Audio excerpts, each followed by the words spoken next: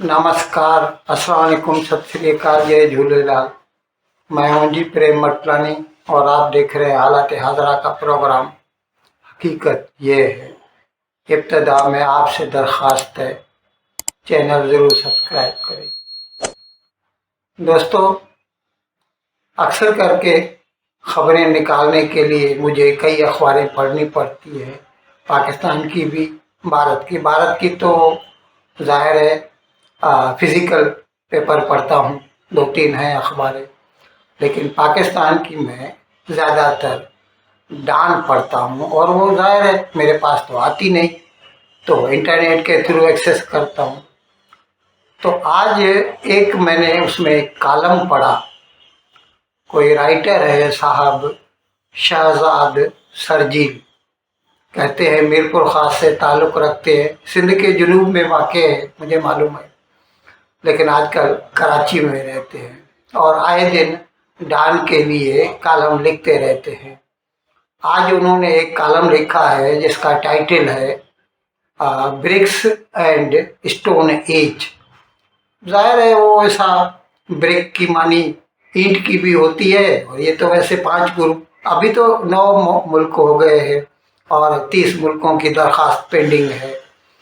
तो BRICS and stone age के नाम से एक कॉलम लिखा है और उसमें उसने बताया कि किस तरह आजकल जो 1-1.5 महीना गुजरा है, पाकिस्तान में भी एक मल्टीलेटरल जो है ग्रुपिंग की मीटिंग हुई, शंघाई कोऑपरेशन ऑर्गेनाइजेशन SCO की, इस्लामाबाद में हुई, जिसमें भारत का वज़ीर ख़ारजा S जयशंकर गया था। शुक्र है खैर से निकल गए, कोई भी मिसअंडरस्टैंडिंग नहीं हुई इसमें। और उसके बाद फिर उन्होंने लिखा है कि जैसे ब्रिक्स की मीटिंग जो रूस में काज़ान शहर में हुई, जिसमें भारत की नुमाइंदगी की थी भारत के वज़ीर आज़म जनाब नरेंद्र मोदी ने, और फिर वो वहाँ पर चीन के सदर शी जिनपिंग से भी मिला, और उन्हीं दिनों जो है ईस्ट लद्दाख में जो स्टैंड ऑफ था 4 सालों से भारत और चीन के दरमियान, उसका भी हल, उसकी भी अनाउंसमेंट हो गई कि हिंदुस्तान और चीन की फौजें 2020 से पहले जहां पर LAC line of actual control पर है वहां तक लौट जाएंगी, और लौट गई हैं अभी, और भी पेट्रोलिंग की खाली तारीख का ऐलान करना है। जो डिप्लॉयमेंट है अभी है, लेकिन वो जो मतलब डिस्प्यूटेड एरिया था वहाँ से सब निकल गई है।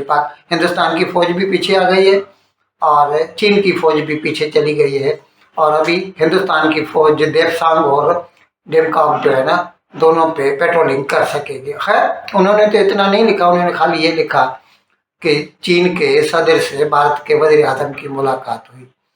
उसके बाद उन्होंने लिखा है कि भारत में जो है जेनसेन हुआंग एनवीडिया कंपनी है, आजकल तो मेरे ख्याल में एप्पल से भी ज़्यादा वैल्यूड हो गई है, क्योंकि उसका शेयर लगातार बढ़ता ही चला जा रहा है। वो ग्राफिक प्रोसेसिंग यूनिट बनाते हैं और आजकल तो AI का दौर है, आर्टिफिशियल इंटेलिजेंस, उसके लिए उसका हार्डवेयर तो लगता ही है किसी भी सूरत में, इसीलिए उसकी डिमांड बहुत हो गई है। तो उसका जो चीफ एग्जीक्यूटिव ऑफिसर और को फाउंडर है वो जेनसेन हुआंग, वो आया हुआ था भारत में, और मैंने उस पर प्रोग्राम किया था, बम्बई में आया था, और यहाँ पर उसके साथ सारी जो बड़ी बड़ी कंपनियां हैं हिंदुस्तान की, उनके सब के जो मालिक या चीफ एग्जीक्यूटिव ऑफिसर है वो उससे मिले थे, और बहुतों ने अपने अपने प्रोग्राम अनाउंस किए कि हम एनवीडिया, उसकी कंपनी का नाम है एनवीडिया, उनके साथ मिलकर हम ये शुरू करने हैं, और वो मैंने प्रोग्राम किया था, आप देख सकते हैं, मैं आपको लिंक दे देता हूँ। अच्छा, वहाँ पर उसको जो इंट्रोड्यूस कराया दूसरों के साथ स्टेज पे, तो वो काम किया था भारत की जो सबसे बड़ी कंपनी गिनी जाती है रिलायंस इंडस्ट्रीज, उसका जो मालिक है मुकेश अंबानी और जेनसेन हुआंग स्टेज पे बैठे थे, और वहाँ पर मुकेश अंबानी ने ये कहा, बताया उसको, जाहिर है he is not from India, he doesn't know it, उसको बताया कि ये जो आपका नाम है ना, उस नाम में जो विद्या है, तो विद्या हम हिंदुस्तान में इल्म को कहते हैं, और इल्म की और कला की देवी जो है हमारे हिंदू धर्म में, वो है सरस्वती। और हम सरस्वती की पूजा करते हैं। हम सरस्वती की पूजा करते हैं तो उससे लक्ष्मी हमारे ऊपर मेहरबान होती है। और लक्ष्मी जो है ना, वो पैसे की देवी है, यानी ज़रो जवाहरात उसकी देवी है। तो यानी उसके कहने का मतलब ये था कि अगर आप इल्म के पीछे भागेंगे तो खुशहाली आपके पीछे भागेगी, और इस पर हमने जोर दिया है। इसके लिए भी मैंने एक प्रोग्राम किया था। उसी प्रोग्राम में मैंने बताया था कि भारत जो है अपने यहाँ जो टेक्निकल कंपनीज है उनके मालिक या चीफ एग्जीक्यूटिव ऑफिसर को दावत देता है, और वो लोग यहाँ पे आके नए नए प्रोजेक्ट लगाने की बात करते हैं आर्टिफिशियल इंटेलिजेंस के मैदान में। और पाकिस्तान जाकिर नाइक को बुलाता है, जो पाकिस्तान में अनाउंस करता है मैं 3 इस्लामिक यूनिवर्सिटी बनाऊंगा, जहां पहले ही 98% मुसलमान हैं, बाकी 2% बच्चे हैं। अरे भाई, अब किसको तुम क्या मुसलमान को फिर से मुसलमान करोगे? हद तो ये है, उनको और इस्लामिक यूनिवर्सिटी चाहिए। खैर, मैं आपको बता रहा था कि ये जो शहजाद शर्जील है, उसे ये बात बहुत अच्छी लगी, और उसने कहा कि मुकेश अंबानी ने ये जो उसको कहा कि कितना अच्छा है ये। अब हो सकता है उसने इसका जो टाइटल रखा है ब्रिक्स एंड स्टोन एज, तो यानी उसका मतलब ये है कि भारत जो है वो तालीम के पीछे भागता है, और हम स्टोन एज के पीछे, यानी वो जो पत्थर वाला जमाना था, निएंडरथल होते थे पहले के जमाने में, लाखों साल करोड़ों साल पहले की बात करता है वो। हो सकता है उसका ये मतलब हो, उसके इस टाइटल से लगता है।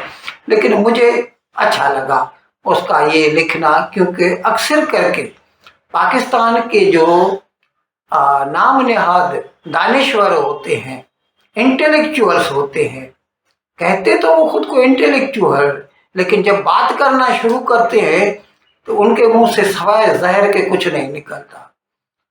हिंदुस्तान को गालियां देंगे, हिंदुओं को गालियां देंगे। यहाँ तक एक बंदे ने कहा, अभी ताज़ा मैंने एक प्रोग्राम किया था जिसमें राजनाथ सिंह जो भारत का वजीर दिफा है, उसने कहा था कि अगर पाकिस्तान के हमसे अच्छे ताल्लुकात होते तो वो जो $1 बिलियन के लिए IMF के पीछे भागता है, हम तो सिर्फ जम्मू कश्मीर को एक साल में $10.5 बिलियन देते हैं, तो हमारे साथ उसके अच्छे ताल्लुकात होते तो हम पाकिस्तान की भी मदद कर सकते थे। तो उसके जवाब में किसी ने किया, मैं उसका नाम भूल गया, और मैं क्या क्यों याद रखूं ऐसे लोगों के नाम। वो कहता था तुम अपने यहाँ तो भूख मिटाओ लोगों की, अपने यहाँ तो अच्छे टॉयलेट बनाओ। अरे भाई, हर आदमी को अपनी तरफ निगाह करके देखना चाहिए। दूसरों की बुराइयों को देखने से आपको क्या मिलेगा?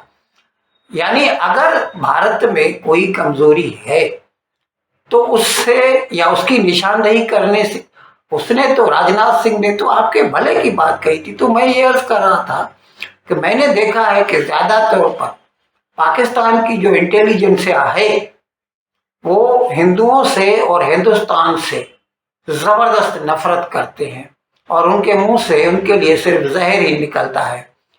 लेकिन ये साहब जो हैं मुझे अच्छे लगे। ही इज एन एक्सेप्शन, इस्तिस्ना है वो। इसीलिए उन्होंने माना है कि भारत जो है उसकी जो तरक्की है उसकी वजह इल्मी है। ये एक अलग बात है। एक दूसरे साहब भी है, आपने यूट्यूब पे बहुत उसको देखा होगा, अमेरिका में रहता है, is a Pakistani, Sajid Tarar, intelligent है, और वहाँ की अमेरिका की पॉलिटिक्स में भी हिस्सा लेता रहता है, और मेरे ख्याल में एक्स प्रेसिडेंट ट्रम्प के साथ उसकी कुछ दोस्ती वोस्ती भी है। पे बोलूंगा, बल्कि पाकिस्तान के नेबर से बात करने की स्टार्ट करेंगे भारत के हवाले से। भारत इस वक्त पूरी दुनिया का एक तवज्जो का मरकज बन चुका है। वहां पे अभी रिसेंटली जर्मनी के चांसलर थे शुल्ज, वो आए और 6 सबमरीन भारत के अंदर बनाने का उन्होंने वहां पे कॉन्ट्रैक्ट साइन किया। फिर उसके बाद वहां से जो स्टूडेंट्स और जो दूसरे इमिग्रेंट्स जो लोगों लेके जाएंगे, वो 20,000 पहले लिमिट थी, अब उसको 90,000 उन्होंने कर दिया है। मेरा बताने का मकसद ये था कि मैं हमेशा ये कहता हूं कि भारत की तरक्की का सीक्रेट सबसे बड़ा इंडियन इंस्टीट्यूट ऑफ टेक्नोलॉजी है। उसने एक प्रोग्राम करके कहा है कि भारत की तरक्की जो है उसका credit Indian institute of technology को जाता है। मैं उसकी बात से आधा मुत्तफिक हूँ कि ये इंडियन इंस्टीट्यूट ऑफ टेक्नोलॉजी को जाता है, लेकिन वो सिर्फ अकेला नहीं है, उसके साथ साथ इंडियन इंस्टीट्यूट ऑफ साइंस हैं और कई जो है एजुकेशन के जराए हैं, सोर्सेज है हिंदुस्तान में, जहाँ से लोग पढ़ के आगे बढ़ते रहते हैं। सिर्फ इंडियन इंस्टीट्यूट ऑफ टेक्नोलॉजी नहीं है, लेकिन इतना तो है कि वो मानता है कि भारत की तरक्की का जो राज है वो तालीम है, वो इल्म है। इन अल्फाज के साथ आज का प्रोग्राम ख़त्म करने की आपसे इजाज़त चाहता हूँ, लेकिन विदाई लेने से पहले एक मरतबा फिर आपसे मेरी दरख्वास्त है कि जिस किसी साहब या साहिबा ने अब तक हमारे इस चैनल को सब्सक्राइब नहीं किया, अज़राए करम इसको जल्द से जल्द सब्सक्राइब करें, प्रोग्राम को लाइक करें, शेयर करें और घंटी का बटन दबाना ना भूलें। बहुत बहुत शुक्रिया। खुदा हाफ़िज़।